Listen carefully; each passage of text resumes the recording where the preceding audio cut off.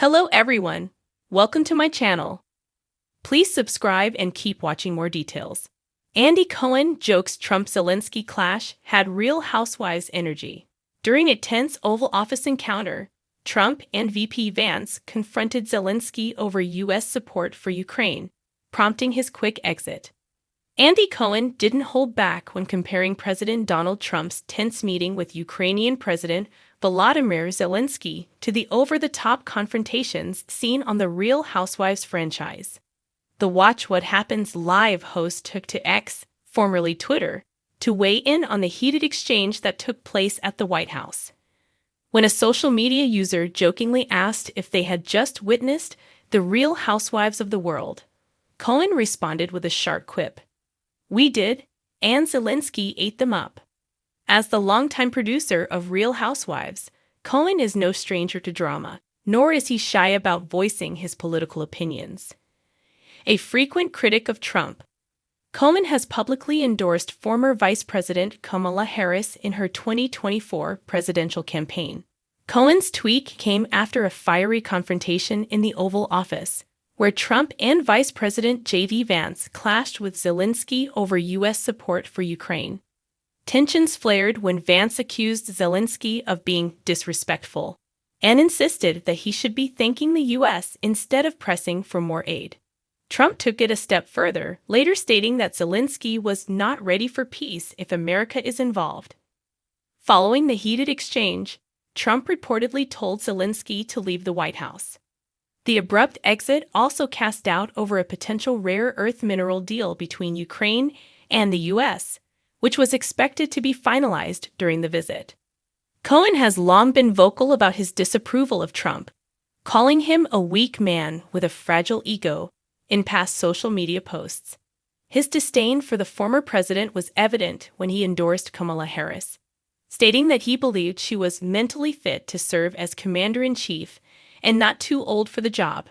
In his endorsement, Cohen cited key issues such as reproductive rights, LGBTQ rights, and gun control as reasons for his support. Andy Cohen, the charismatic host of Watch What Happens Live, has a knack for turning the drama of the political world into reality TV gold, and he did just that when he weighed in on the infamous clash between former President Donald Trump and Ukrainian President Volodymyr Zelensky. In a moment of cheeky wit, Cohen compared the high-stakes, international drama between the two world leaders to something straight out of the Real Housewives franchise. "Honestly, watching Trump and Zelensky go at it felt like I was watching an episode of The Real Housewives," Cohen quipped, his trademark grin spreading across his face. "You got a lot of back and forth, some shouting, a little bit of shade, and a whole lot of drama. It was like the political world suddenly turned into an all-star reunion special." It wasn't the first time Cohen had taken the opportunity to blend pop culture and politics with his signature flair. But this particular comparison seemed to strike a chord, especially considering the very Real Housewives moments that had been unfolding on the world stage. Trump, known for his bombastic style and love of spectacle, and Zelensky, a former TV comedian with a penchant for witty one-liners, seemed to have all the ingredients of a housewives showdown. Cohen continued with his spot-on observation. "It was like Trump was the Vanderpump of the whole situation," he said. "He's just standing there, acting like he's got everything under control, but you know he's secretly orchestrating the drama behind the scenes. And then Zelensky, well, he's like a cross between Bethany Frankel and Nene Leakes. Quick on his feet, sassy, and absolutely not afraid to call out the nonsense." The back and forth between the two leaders was certainly full of energy that seemed ripped straight from the Real Housewives playbook. Trump's demands for Zelensky to investigate Joe Biden's son Hunter had all the tension of a reunion special, where everyone's hidden agendas come to light. Zelensky, trying to navigate a diplomatic tightrope, was not about to let the former president walk all over him, delivering his responses with a mix of cool composure and subtle burn. "I mean, come on," Cohen mused. "Zelensky is out here with a poker face, but you know he's low-key thinking, I came here to win, not to get dragged into some messy, reality TV-style feud." But somehow, this whole thing became more dramatic than a season final. What Cohen was really hitting at, though, was the spectacle itself. The interactions between Trump and Zelensky were laced with the kind of tension that made for TV-worthy moments. There were the dramatic pauses, the eye rolls, the indirect jabs, just like on any good Housewives reunion, where you know the participants are all too aware that the stakes have never been higher. Like a true Housewives reunion, the drama was being carefully curated and edited for maximum impact.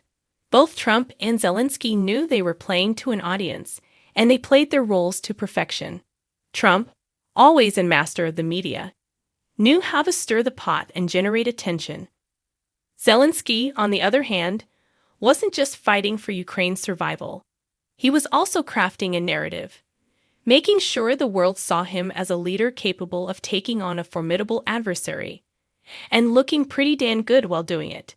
The way Trump tried to turn everything into a spectacle, I'm telling you, it was like he was auditioning for a role in The Real Housewives of Washington, D.C., Cohen said, leaning in as if sharing an insider secret. And Zelensky?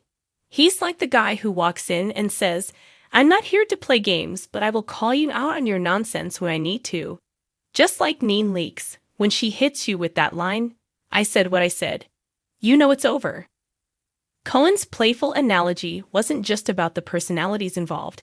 It was about the spectacle and how the real drama of international politics increasingly mirrors the over-the-top theatrics of reality television. In both worlds, the stakes are high, and the drama can feel scripted, even when the consequences are all too real. Another comparison Cohen made was how Trump's bombastic speeches and rallies often bore a striking resemblance to a housewife star's dramatic confessionals.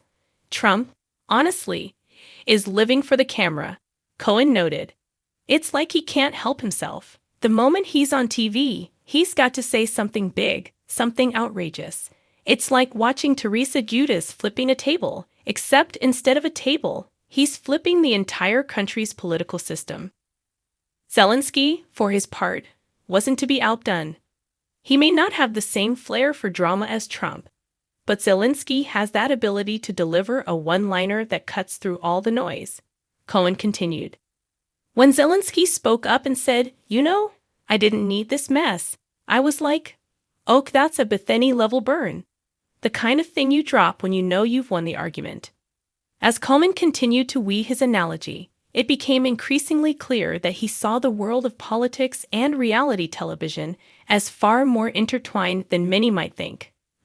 The Trump-Zelensky conflict, with its undercurrents of power struggles, public performance, and calculated media plays, could just as easily be the plotline of a hit reality show as it could be the backbone of a major international crisis. The way Trump calls the shots, trying to manipulate situations for his own benefit, that's classic Real Housewives behavior. He's constantly stirring the pot, creating moments, and then stepping back to see what happens next. And Zelensky? He's playing the game, but also trying to keep a level head while all the chaos unfolds around him. Cohen said, breaking down the dynamics with the precision of a seasoned TV critic.